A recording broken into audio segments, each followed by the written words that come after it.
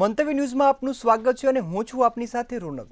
સૌથી મોટા સમાચાર સામે આવ્યા છે। મિનિસ્ટ્રી ઓફ ડિફેન્સ દ્વારા મીડિયા એડવાઇઝરી જાહેર કરવામાં આવી છે। મિનિસ્ટ્રી ઓફ ડિફેન્સે મીડિયાની એડવાઇઝરી જાહેર કરી છે। હાલ જે પાકિસ્તાન અને ભારત વચ્ચે જે સ્થિતિ છે તેને લઈ તમામ મીડિયા ચેનલો અને ડિજિટલ પ્લેટફોર્મો માટે એડવાઇઝરી જાહેર કરવામાં આવી છે। સંરક્ષણ કામગીરીનું रियल टाइम मॉनिटरिंग थशे अने आ तमाम जे रिपोर्टिंग करता होय त्यारे आ लाइव रिपोर्टिंग ने अने कवरेज ने टाळवा माटे संपूर्ण सलाह आपवामां आवी छे। त्यारे राष्ट्रनी सेवामां जे तमाम प्रकारनी सहकोर आपवा माटे आ तमाम लोकोने सलाह आपवामां आवी छे अने जे पण डिजिटल प्लेटफॉर्मो परथी जे लाइव कवरेज थई रह्युं छे तेने लई आ निर्णय लेवायो छे। एडवाइजरीमां तमाम लोकोने अपील करवामां आवी छे के तमाम मीडिया चेनलो अने डिजिटल प्लेटफॉर्मो लाइव रिपोर्टिंग करवानुं टाळे के जेना कारणे लोकोमां डरनो माहोल न फैलाय। त्यारे सुरक्षा दळोनी गतिविधिओनुं लाइव कवरेज टाळवा माटे कहेवामां आव्युं छे कारण के जे दुश्मन देश छे ते तमाम जे आ लाइव रिपोर्टिंगना माध्यमथी घणी वखत आपणी जे गतिविधिओ छे तेने जाणी लेतुं होय छे अने ए आपणा माटे खतरनाक साबित थई शके। त्यारे कवरेजमां संवेदनशीलता અને જવાબદારીનો ઉપયોગ કરવા વિનંતી કરવામાં આવી છે। ત્યારે તમામ મીડિયા ચેનલો અને ડિજિટલ પ્લેટફોર્મ માટે આ એડવાઇઝરી લાગુ કરાઈ છે। તમામ લોકોને અપીલ કરાઈ છે કે સંરક્ષણની કામગીરીનું લાઈવ રિપોર્ટિંગ ટાળવું જોઈએ કારણ કે આ રિપોર્ટિંગ દ્વારા જે આપણા દુશ્મન દેશ છે તેમને ક્યાંય ને ક્યાંય માહિતી પહોંચતી હોય છે। ત્યારે સૌથી મોટા સમાચાર આવ્યા છે કે તમામ મીડિયા ચેનલો અને ડિજિટલ પ્લેટફોર્મો માટે એડવાઇઝરીની જાહેરાત કરવામાં આવી છે। ત્યારે ડિફેન્સ મિનિસ્ટ્રી દ્વારા આ જાહેરાત કરાઈ છે। તમામ મીડિયા ચેનલો જે કવરેજ કરી રહ્યા છે તે આવા વિસ્તારોમાં કે જ્યાં સંવેદનશીલતા જાળવવી જરૂરી છે ત્યાં લાઈવ રિપોર્ટિંગ કરવા માટે સલાહ આપવાનું કહ્યું છે અને કહ્યું છે કે જે લાઈવ રિપોર્ટિંગ થઈ રહ્યું છે તેને ટાળવું જોઈએ કારણ કે આ લાઈવ રિપોર્ટિંગ દ્વારા જે દુશ્મન દેશની આર્મી છે તે આપણી ગતિવિધિઓને ઓળખી શકે છે। ત્યારે સૌથી મોટા સમાચાર સામે આવ્યા છે કે લાઈવ રિપોર્ટિંગને ટાળવું જોઈએ કારણ કે આ લાઈવ રિપોર્ટિંગ એ આપણી ગતિવિધિઓને દુશ્મન દેશ સુધી પહોંચાડવામાં દુશ્મન દેશને મદદરૂપ થઈ શકે છે। ત્યારે તમામ જે મીડિયા ચેનલો છે જે તમામ ડિજિટલ પ્લેટફોર્મો છે તેમને કવરેજમાં સંવેદનશીલતા અને જવાબદારીનો ઉપયોગ કરવા વિનંતી કરવામાં આવી છે। તમામ મીડિયા ચેનલો અને ડિજિટલ પ્લેટફોર્મો માટે આ એડવાઇઝરી લાગુ થશે। તમામ જે ચેનલો છે તે કોઈપણ જગ્યાનું જે યુદ્ધની પરિસ્થિતિ સર્જાય છે જે તણાવની સ્થિતિ છે ત્યારે તમામ વ્યક્તિઓ કે જે પણ સોશિયલ મીડિયા અથવા તો જે પણ ટીવી ચેનલો છે તે તમામ વ્યક્તિઓ આ પરિસ્થિતિને ધ્યાનમાં રાખી પોતાનું રિપોર્ટિંગ કરે। ત્યારે હાલ રાષ્ટ્રની સેવામાં તમામ મીડિયા સહકાર આપે તેવી સરકારે અપીલ કરી છે। ત્યારે હવે ડિફેન્સ મિનિસ્ટ્રીની આ એડવાઇઝરીમાં તમામ ચેનલોને લાઈવ રિપોર્ટિંગ કરવામાં જે પરિસ્થિતિ છે તેને કાબૂમાં રહે તે રીતે રિપોર્ટિંગ કરવા અને લાઈવ રિપોર્ટિંગ ટાળવા માટે કહેવામાં આવ્યું છે કારણ કે લાઈવ રિપોર્ટિંગમાં જે દુશ્મની સેના છે તે આપણી ગતિવિધિઓને જાણી અને આગળ પગલાં ભરી શકે છે। ત્યારે આ રિપોર્ટિંગ ટાળવું એ ખૂબ જ જરૂરી છે। ત્યારે સુરક્ષાની દ્રષ્ટિએ આ નિર્ણય લેવાયો છે જેને લઈ હાલ સુરક્ષા દળોની બેઠકો પણ યોજાઈ છે। ત્યારે સૌથી મોટા સમાચાર સામે આવ્યા છે કે મીડિયા જે પણ અહેવાલો પ્રસારિત કરી રહી છે જે લાઈવ રિપોર્ટિંગ ચાલી રહ્યું છે આ તમામ માટે હવે એડવાઇઝરી દ્વારા જ કવરેજ કરવામાં આવશે। આ એડવાઇઝરી તમામ જગ્યાએ લાગુ થઈ છે। આ એડવાઇઝરી તમામ વ્યક્તિઓને પાલન કરવાનું રહેશે। તમામ જે મીડિયા ચેનલો છે ડિજિટલ પ્લેટફોર્મો છે ત્યાં એડવાઇઝરીને આધારે કાર્ય કરશે। ત્યારે સંરક્ષણ કામગીરીનું રિયલ ટાઈમ રિપોર્ટિંગ ટાળવા ડિફેન્સ મિનિસ્ટ્રી દ્વારા સલાહ આપવામાં આવી છે। સુરક્ષા દળોની ગતિવિધિઓનું લાઈવ કવરેજ ટાળવા સલાહ અપાઈ છે। રાષ્ટ્રની સેવામાં તમામ મીડિયાને સહકાર આપવા વિનંતી કરાઈ છે। તમામ જે મીડિયા ચેનલો છે તેમને લાઈવ રિપોર્ટિંગ ટાળવાનું કહ્યું છે। કવરેજમાં સંવેદનશીલતા અને જવાબદારી રાખવા માટે પણ આદેશ કરાયા છે। ત્યારે રક્ષામંત્રી રાજનાથ સિંહની મહત્વની બેઠક યોજાઈ હતી।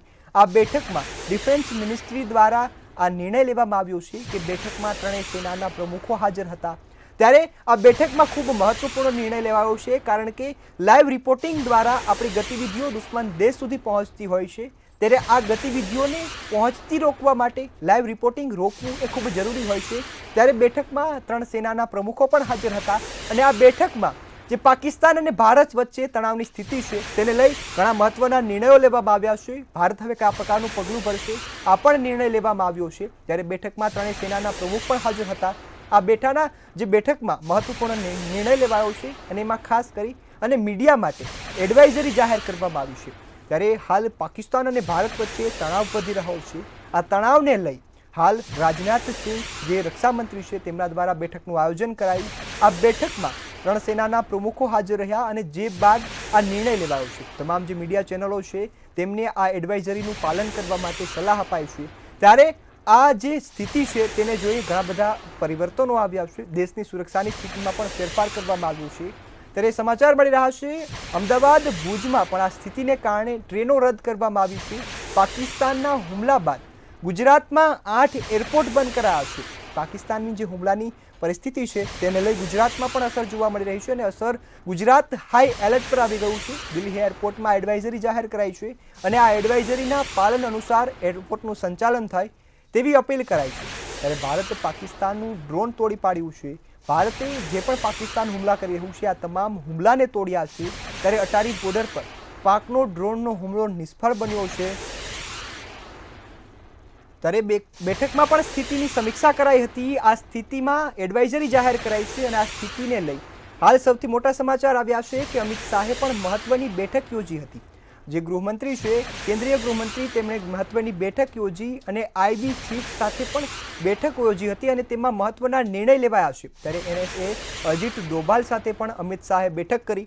અમિત શાહે આ બેઠકમાં ઘણા મહત્વપૂર્ણ નિર્ણયો લીધા છે. ત્યારે બીએસએફ અને સીઆઈએસએફના ડીજી સાથે પણ ગૃહમંત્રીએ બેઠક કરી હતી. આ બેઠકમાં સેનાની પરિસ્થિતિ દેશની પરિસ્થિતિને ધ્યાનમાં રાખી નિર્ણયો લેવાયા છે. ત્યારે બેઠકની સ્થિતિની સમીક્ષા કરવામાં આવી હતી.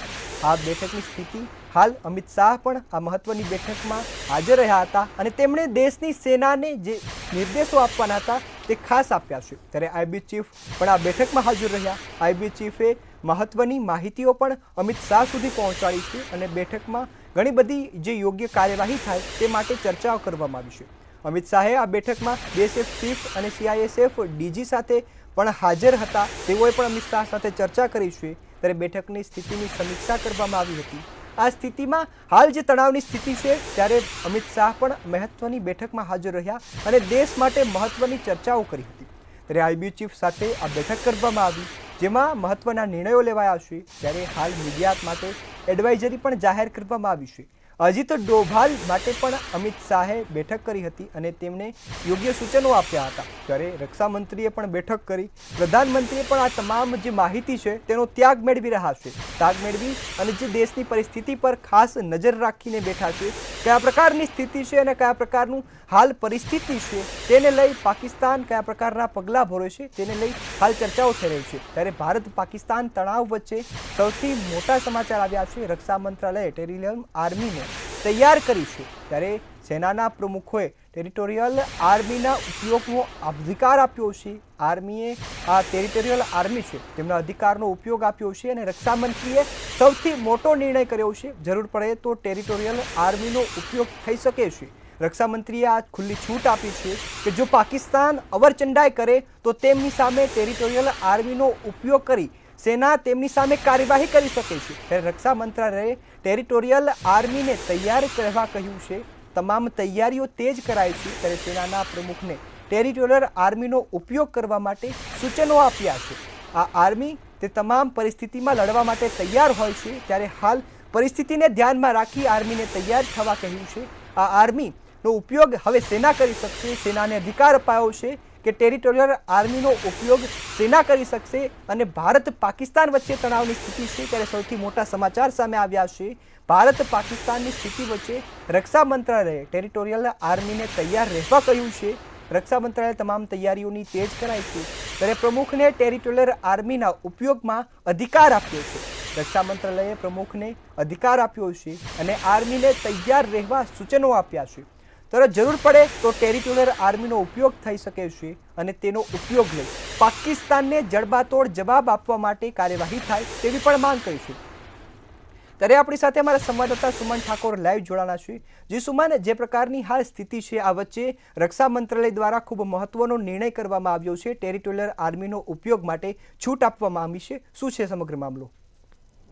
जी ચોક્કસપણે રોનક કહી શકાય કે રક્ષા મંત્રીને રાજસિંહની મહત્વની બેઠક છે તે યોજાઈ છે। કહી શકાય કે બેઠકમાં ત્રણેય સેનાના પ્રમુખ જે છે તે પણ હાજર રહ્યા છે અને સાથે કહી શકાય કે ભારત પાકિસ્તાન વચ્ચે જે તણાવ જે છે તેને લઈને મહત્વની બેઠકો છે તે યોજાઈ રહી છે। સાથે કહી શકાય કે ભારત પાકિસ્તાનના તણાવ વચ્ચે સમાચારને રક્ષા મંત્રાલયની તમામ બેઠકો જે છે તે હાજર છે અને કહી શકાય કે ઓડિટોરિયલ જે આર્મી જે છે તેનો ઉપયોગ પણ છૂટ છે તે આપવામાં આવી છે અને ભારત પાકિસ્તાન વચ્ચે જે યુદ્ધ કહી શકાય તે ચાલુ છે અને સાથે કહી શકાય કે ભારતે કરારો જવાબ છે તે આપ્યો છે અને પાકિસ્તાનને ધૂળ ચાટતું છે તે કર્યું છે।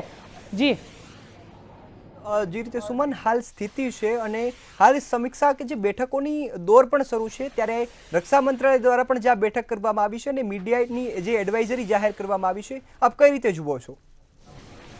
जी ચોક્કસ રોનક કહી શકાય કે જે વીવીઆઈપીનું કહી શકાય કે તે રક્ષા મંત્રીની હાલ બેઠક છે તે યોજાઈ છે। કહી શકાય અમિત શાહ પણ મહત્વની બેઠક છે તે યોજાઈ છે અને આઈબી ચીફ છે બેઠકમાં હાજર રહ્યા હતા અને કહી શકાય કે બીએસએફ અને સીઆરએસએફજી અને ડીજી સાથે તમામ બેઠક છે તે યોજાઈ હતી અને મહત્વપૂર્ણ સમાચાર સામે આવ્યા છે કે મહત્વની બેઠકો યોજાઈ છે અને ક્યાંક પાકિસ્તાન અને જે ભારતને લઈને જે મોટા સમાચાર સામે આવ્યા છે કે કહી શકાય કે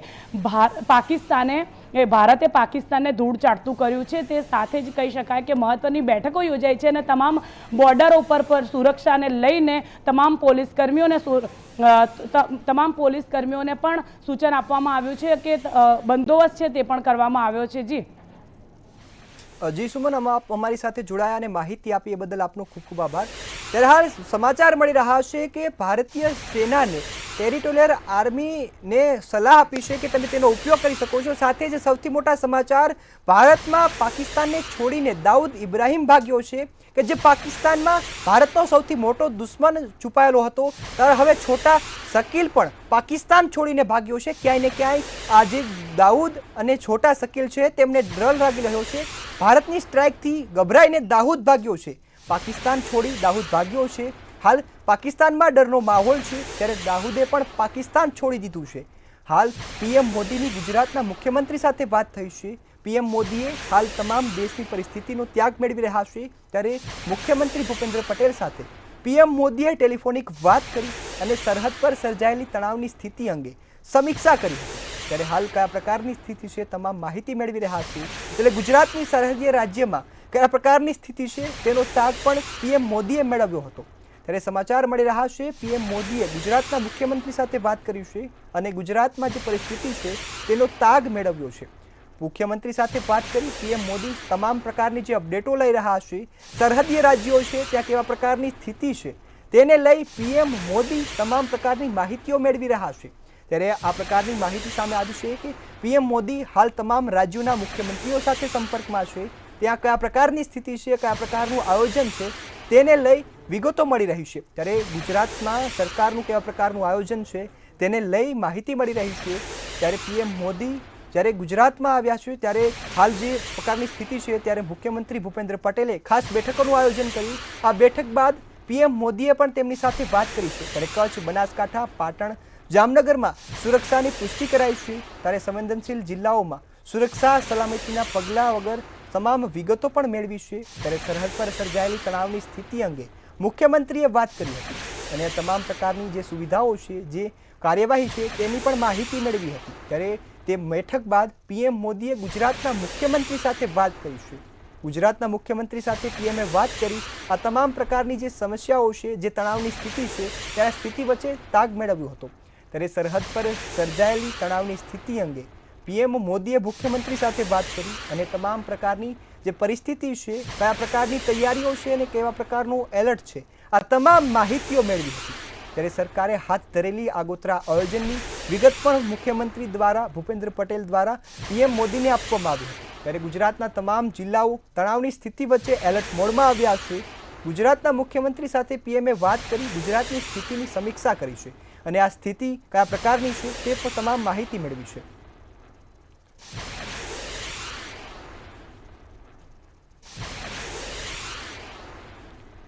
ત્યારે અમદાવાદ મ્યુનિસિપલ કોર્પોરેશનના કર્મચારીઓની રજા રદ કરવામાં આવી છે। હાલ તમામ મેડિકલ સેવાઓ સાથે સંકળાયેલા તમામ કર્મચારીઓની રજા રદ કરાઈ છે। ત્યારે પેરામેડિકલ સેવાઓ સાથે સંકળાયેલા કર્મીઓની પણ રજા રદ કરાઈ છે. યુદ્ધની પરિસ્થિતિને લઈ નિર્ણય લેવાયો છે.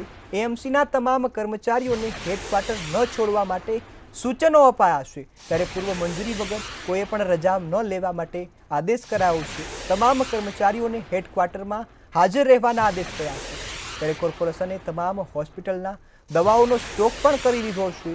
જે પરિસ્થિતિ છે તેને લઈ મેડિકલ સુવિધાઓ અને ઉપકરણો પણ તૈયાર રખાયા છે. તમામ પરિસ્થિતિને ધ્યાનમાં રાખી આગોતરું આયોજન કરવામાં આવ્યું છે. સાથે જ પેરામેડિકલ સેવાઓ સાથે સંકળાયેલા કર્મીઓની રજા રદ કરાઈ છે. તમામ કર્મચારીઓને હેડક્વાર્ટર ન છોડવા સૂચના અપાઈ છે. તમામ કર્મચારીઓ કોઈપણ પૂર્વ મંજૂરી વગર રજા ન લે તેવા આદેશ કરાયા છે. સાથે જ જે પરિસ્થિતિ છે તેને લઈ મેહુલ દુધરેજા સંવાદદાતા ફોન લાઈન પર જોડાયા છે. જી મેહુલ, હાલ કર્મચારીઓની રજા રદ કરાઈ છે. મ્યુનિસિપલ કોર્પોરેશન દ્વારા જે નિર્ણય લેવાયો છે, શું વિગતો છે? જે પ્રમાણે અત્યારે દેશની અંદર યુદ્ધની પરિસ્થિતિનું નિર્માણ જે થઈ રહ્યું છે ત્યારે ભારત અને પાકિસ્તાન વચ્ચેના યુદ્ધના જે ચાલી રહી છે યુદ્ધ વચ્ચે તમામ જે સરકારી કર્મચારીઓ છે તેની રજાઓ છે તે રદ કરી દેવામાં આવે છે. અને ખાસ કરીને જે પોલીસ કર્મચારીઓ છે તેની રજાઓ 2 દિવસ અગાઉ રદ કરી દેવામાં આવી. ત્યારે હવે આરોગ્ય વિભાગ સાથે જોડાયેલા તમામ જે કર્મચારીઓ છે તેને હેડક્વાર્ટર બોલાવી લેવામાં આવે છે. તમામ લોકોની રજાઓ છે તે રદ કરી દેવામાં આવે છે. આમાં પરિપત્ર જે છે તે પણ કોર્પોરેશન દ્વારા જે જાહેર કરી દેવામાં આવે છે. મ્યુનિસિપલ કમિશનરે પરિપત્ર જાહેર કર્યો છે. તમામ લોકો પોતાના હેડક્વાર્ટર ખાતે પરત ફરે. આ સાથે તમામ જે હોસ્પિટલો જે કોર્પોરેશન સંચાલિત છે તેની અંદર તમામ દવાનો સ્ટોક અને જે ઉપકરણો જે છે તેની ખરાબ કરી લે તે ચાલુ છે કેમ ના હોય તો તેને ચાલુ કરી દેવામાં આવે. અને કે સ્ટેન્ડ બાય મોડમાં જે છે હોસ્પિટલો રાખવાનો જે આદેશ છે તે કરવામાં આવે છે. તમામ જે કર્મચારીઓ છે અને ખાસ કરીને મેડિકલ અને પેરીમેડિકલ જે કર્મચારીઓ છે તેની જે રજાઓ છે તે રદ કરી દેવામાં આવી છે. જી મેહુલ, અમારી સાથે જોડાયા અને માહિતી આપી બદલ આપનો ખૂબ ખૂબ આભાર. ત્યારે સમાચાર મળી રહ્યા છે મ્યુનિસિપલ કોર્પોરેશન દ્વારા તમામ કર્મચારીઓની રજા રદ કરાઈ છે. હાલ તમામ જે પેરામેડિકલના કર્મચારીઓ છે તેમને હેડક્વાર્ટર ન છોડવા માટે સૂચનો અપાયા છે. તમામ જે આરોગ્યની સામગ્રી છે, દવાઓ છે, તમામનો પૂરતો સ્ટોક કરવા માટે પણ તૈયારીઓ શરૂ કરી દીધી છે. ત્યારે પૂર્વ મંજૂરી વગર કોઈ પણ કર્મચારી હેડક્વાર્ટર ન છોડે માટે આદેશ કરાયા છે. ત્યારે કોર્પોરેશન દ્વારા મહત્વનો નિર્ણય કરાયો છે. પેરામેડિકલની જે સુવિધાઓ છે તેમના કર્મચારીઓ છે તે તમામને દરરોજ હાજર રહેવા માટે અને તમામની રજાઓને પણ રદ કરાઈ છે. ત્યારે અમદાવાદથી સૌથી મોટા સમાચાર સામે આવ્યા છે. જે તણાવની પરિસ્થિતિ છે તેને ધ્યાનમાં લઈ મ્યુનિસિપલ કોર્પોરેશન દ્વારા નિર્ણય લેવાયો છે. અમદાવાદમાં પેરામેડિકલના જે તમામ કર્મચારીઓ છે તેમની રજાઓ પણ રદ કરાઈ છે. ત્યારે સમાચાર મળી રહ્યા છે કે આ તમામ અધિકારીઓને અને કર્મચારીઓને આદેશ અપાયો છે કે તમામની રજા રદ થઈ છે અને તમામને હેડક્વાર્ટરમાં હાજર રહેવું પડશે. ત્યારે સૌથી મોટા સમાચાર સામે આવ્યા છે કે જે તણાવની સ્થિતિ વચ્ચે મેડિકલની ટીમો પણ તૈયાર થઈ રહી છે. આરોગ્યની સેવાઓને પણ મજબૂત બનાવવા માટે તૈયારીઓ કરાઈ છે. ત્યારે પેરામેડિકલના કર્મચારીઓને હેડક્વાર્ટર ન છોડવા સૂચનો અપાયા છે. તમામ કર્મચારીઓ કોઈપણ પૂર્વ મંજૂરી વગર રજા ન લે તેવા આદેશ કરાયા છે. સાથે સાથે જ તમામ દવાઓ અને સાથી જે મેડિકલની સુવિધાઓ છે તેમનો સ્ટોક કરવા માટે પણ કોર્પોરેશને તૈયારીઓ શરૂ કરી છે. તણાવની સ્થિતિમાં સામાન્ય જનતાને કોઈ અસર ન થાય તે માટે હાલ જ સુવિધાઓ શરૂ કરવામાં આવી છે. ત્યારે તમામ ગુજરાતના જિલ્લાઓમાં આ પ્રકારની તૈયારીઓ દેખાઈ રહી છે. તમામ લોકો જે કર્મચારીઓ છે તે સરકારી અધિકારીઓ છે તમામ પ્રકારની તૈયારીઓ કરી રહ્યા છે. હાલ આ પ્રકારે સુરતમાંથી પણ સમાચાર સામે આવ્યા હતા કે સુરતમાં પણ આરોગ્યની સેવાઓને લઈ દવાઓનો પૂરતો સ્ટોક કરાયો છે. હોસ્પિટલોમાં જનરેટરો પણ મૂકી દેવામાં આવ્યા છે અને જો કોઈ પણ સ્થિતિ સર્જાય, તણાવની સ્થિતિ હોય તો આ વચ્ચે તમામ જે લોકોને પૂરતી સેવા મળી રહે. ત્યારે અમદાવાદથી સમાચાર આવ્યા છે કે કોર્પોરેશને તમામ અધિકારીઓની રજાઓ રદ કરી છે. તમામ અધિકારીઓને હેડક્વાર્ટરમાં હાજર થવા સૂચનાઓ આપી છે. ત્યારે ભારત અને પાકિસ્તાન વચ્ચે જે તણાવની સ્થિતિ છે તેને લઈ તંત્ર સજ્જ બન્યું છે. ત્યારે સૌથી મોટા સમાચાર આવ્યા છે કે જમ્મુ કાશ્મીરમાં એલજી મનોજ સિન્હા ઉપર પહોંચ્યા છે. ઉરીની સ્થિતિ જાણકારી મેળવશે. એલજી સિન્હાએ પણ જે હાલ ઉરી પહોંચી ગયા છે. ગત રાત્રિએ જ ઉરીમાં જે જોરદાર ફાયરિંગ થયું હતું આ સ્થિતિનો ત્યાગ મેળવવા માટે ત્યાં પહોંચ્યા છે. ત્યારે પાકિસ્તાન ફાયરિંગમાં સ્થાનિકોને પણ નુકસાન થયું હતું. પાકિસ્તાન દ્વારા ફાયરિંગ કરાયું તેમાં સ્થાનિકોને નુકસાન થયું છે. ત્યારે એલજી મનોજ પણ હાલ ઉરી પહોંચ્યા છે અને જમ્મુ કાશ્મીરની જે પરિસ્થિતિ છે તેનો તાગ મેળવી રહ્યા છે. ત્યારે સમાચાર મળી રહ્યા છે ભારત પાકિસ્તાન તણાવ વચ્ચે રાજકોટમાં તંત્ર એલર્ટ જોવા મળ્યું છે. રાજકોટમાં હીરાસર એરપોર્ટને બંધ કરવામાં આવ્યો છે. તણાવની સ્થિતિ વચ્ચે સમાચાર મળી રહ્યા છે કે ભારતીય નેવીના પૂર્વ પેટી ઓફિસરનું પણ નિવેદન સામે આવ્યું છે. ભારતીય નેવીના પૂર્વ પેટી ઓફિસરનું નિવેદન આવ્યું છે કે રક્ષા વિશેષજ્ઞ મનન ભટ્ટને મંતવ્ય ન્યૂઝ સાથે વાત કરી અને મહત્વનું નિવેદન આપ્યું હતું. તેમણે જણાવ્યું કે પાકિસ્તાન દ્વારા કરાયેલા નિષ્ફળ હુમલા વિશે માહિતી આપી છે. તેમણે આ વિશે કહ્યું કે આ કોઈ પણ જે હુમલો થયો છે તેમાં ભારતીય સેના અને એર ડિફેન્સ સિસ્ટમ મજબૂત કરવામાં આવી છે.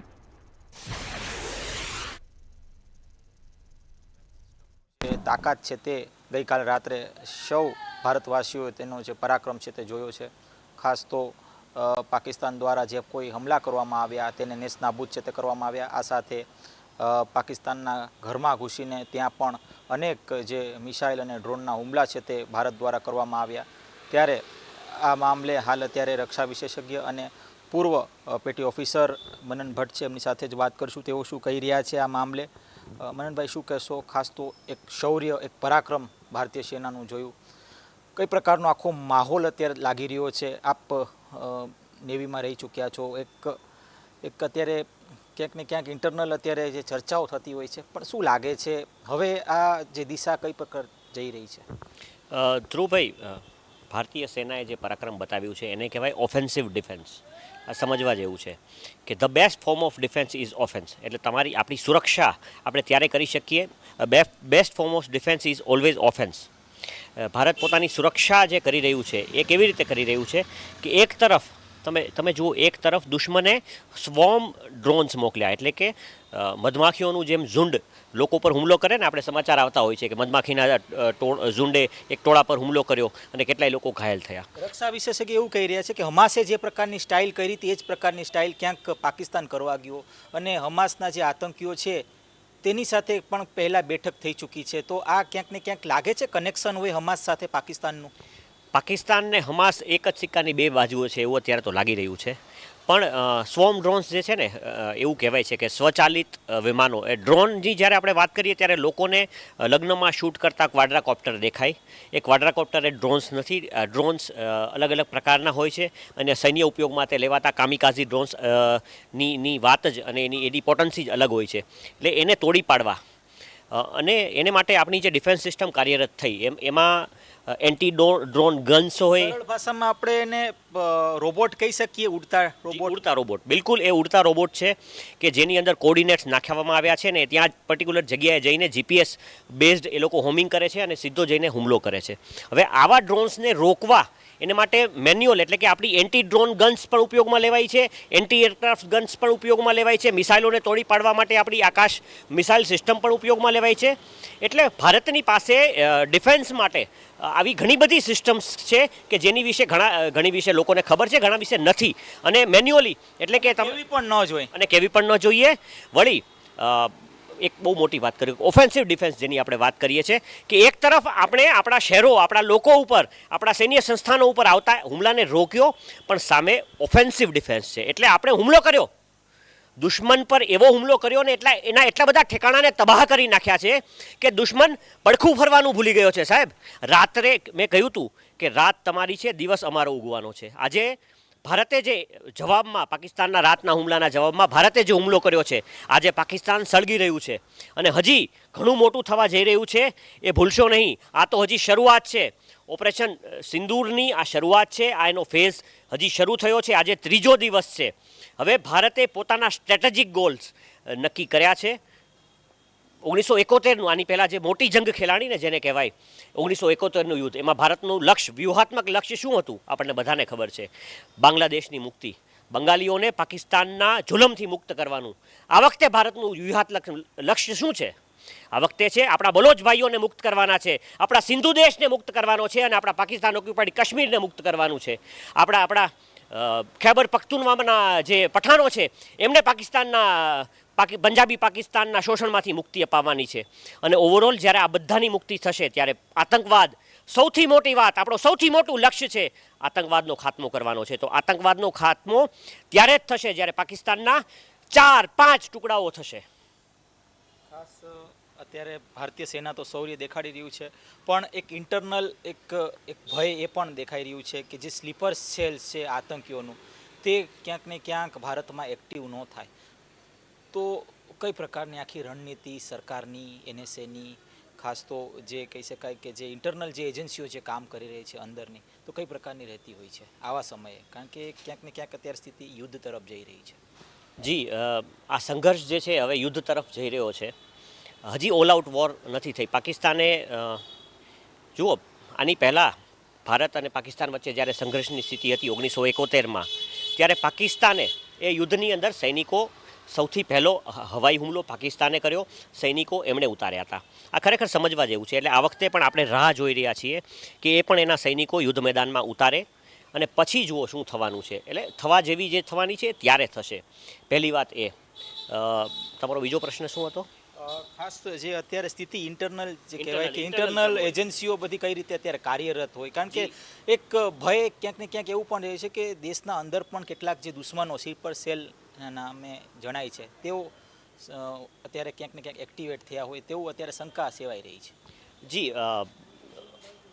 દુશ્મને એના ભારતમાં રહેલા એના તત્વોને એક્ટિવેટ કરવાની કોશિશ તો કરી હશે, પણ ભારતની જે સામરિક શક્તિ જેને કહેવાય ને, એમાં આપણી ગુપ્તચર સંસ્થાઓ આવી જાય, આપણી પોલીસ આવી જાય, આપણા અર્ધલશ્કરી બળો આવી જાય, આપણી જે આ સામરિક તાકાત છે, અને જ્યારે આપણે હાઇટન્ડ સિક્યુરિટી સ્ટેટ પર હોઈએ ત્યારે આ તો ઉંદરડા કહેવાય, એ સબ ચૂઝે હે.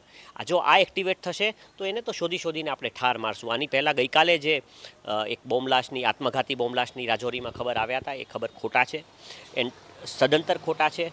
એવા કોઈ સ્લીપર સેલને કોઈ એક્ટિવિટી અને આવી આત્મઘાતી બ્લાસ્ટ કરવા દે એવી નબળી આપણી ઇન્ટરનલ સિક્યુરિટી સિસ્ટમ નથી. નોર્મલ પણ આપણે સિક્યુરિટી બહુ હાઇટન્ડ લેવલ પર રાખીએ છીએ અને અત્યારે ભારતની સિક્યુરિટી ટોપનોચ છે. આપણે દરેકે દરેક હિલચાલ પર દુશ્મનની કે પછી દુશ્મનના માણસો હોય નજર રાખી રહ્યા છીએ અને કોઈ આપણી પર વાર નહીં કરી જાય. આપણે એકદમ સુરક્ષિત છીએ. આપણી સેના, આપણી સરકાર, એમના એબલ, એમની સક્ષમ જે છે તાકાત, એની પાછળ ભારતના નાગરિકો, આપણે બધા જ સુરક્ષિત છીએ. ભાઈ, આપ નેવીમાં હતા, શું લાગે છે હવે નેવી કઈ પ્રકારની આખી ભૂમિકા ભજવશે? કારણ કે આપ પણ પ્રાથમિક, હું ઇન્ટરનલ જે માહિતી છે તે નથી ચાહતો, પણ નેવી કઈ રીતે કાર્યરત થતું હોય આવી જ્યારે સિચ્યુએશન હોય ત્યારે? નૌસેના તૈયાર છે. નૌસેનાના બેડા તૈયાર છે. ઇવન સમાચાર આવ્યા છે કે પૂર્વી બેડામાંથી બહુ અગત્યના જહાજો પશ્ચિમ તરફ આવવા નીકળી ગયા છે. નૌસેનાએ ગઈકાલે હુમલો કર્યો કરાચી પર, એવા કેટલાક સમાચાર હતા, કન્ફ્લિક્ટિંગ રિપોર્ટ્સ હતા. મને આજે સવારે મારા સૂત્રો સૈન્ય મુખ્યાલયમાં વાત થઈ છે.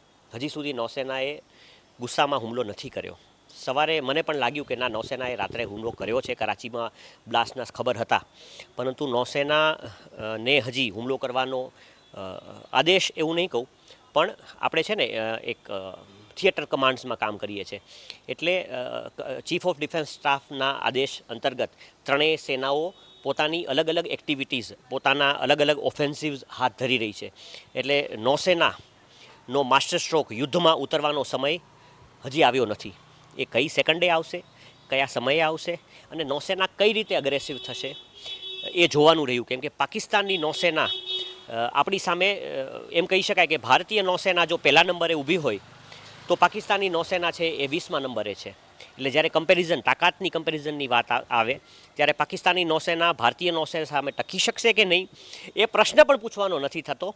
એટલે હવે નૌસેના ક્યારે એક્ટિવ થાય છે, નૌસેનાને ક્યારે એ ઇશારો કે તમે બટન દબાવો એ મળે છે, નૌસેના ક્યારે પોતાનો ફાયર પાવર બતાવે છે, નૌસેનાના વિક્રાંત અને વિક્રમાદિત્ય પર રહેલા MiG-29K વિમાનો હોય કે નૌસેનાની અંદર રહેલી મિસાઇલો હોય, એ ક્યારે પોતાનો પાવર દેખાડે છે એની આપણે સૌ રાહ જોઈ રહ્યા છીએ. અને પૂર્વ નૌસૈનિક તરીકે, પૂર્વ પેટી ઓફિસર તરીકે હું પણ રાહ જોઈ રહ્યો છું. ખાસ તો અમેરિકાની વાત કરીએ તો અમેરિકાએ સીધો સંદેશ આપી દીધો છે કે તે ક્યાંક ને ક્યાંક પાકિસ્તાનના સમર્થનમાં તો નથી જ, પણ કેટલાક જે દેશો છે, ચાઇના છે, ટર્કી છે, એ ક્યાંક ને ક્યાંક પાછળથી મદદ કરી રહ્યા હોય એ પ્રકારના સંકેતો પણ મળી રહ્યા છે. ટર્કીથી ગઈકાલે કાર્ગો શિપ છે તે ક્યાંક ને ક્યાંક મોકલવામાં આવ્યું. શું કહેશો આ મામલે? કઈ રીતે આખું યોજના થતી હોય છે પાકિસ્તાન તરફથી અને તેને હવે કઈ રીતે કાઉન્ટર કરી શકાય? બે વાત કરીશું. પાકિસ્તાનને ચીન મદદ નહીં કરે. ચીન એક એવો વેપારી છે કે જો પાકિસ્તાનને મદદ કરે તો એનું દેવાળું ફૂંકાઈ જાય તેમ છે. ચીનની પર અમેરિકાએ 200 ને 250% ટેરિફ નાખ્યો છે, ત્યારે વિશ્વનું સૌથી મોટું બજાર એવું ભારત, ચીન એક વેપારી રાષ્ટ્ર છે જેને પોતાના પ્રોડક્શનથી પોતાનું એક સામ્રાજ્ય ઊભું કર્યું છે. તો એ વેપારીને ભારત સાથે સીધા સંઘર્ષમાં ઉતરવું પાલવે નહીં. એટલે અત્યારે ચીન કોઈ પણ સંજોગોમાં પાકિસ્તાનને મદદ નહીં કરે. માર્ક માય વર્ડ્સ, કોઈ પણ સંજોગોમાં પાકિસ્તાનને ચીન દ્વારા જે મદદ થવાની હતી એ થઈ ચૂકી છે. એના ફોલ્ટી સ્પેર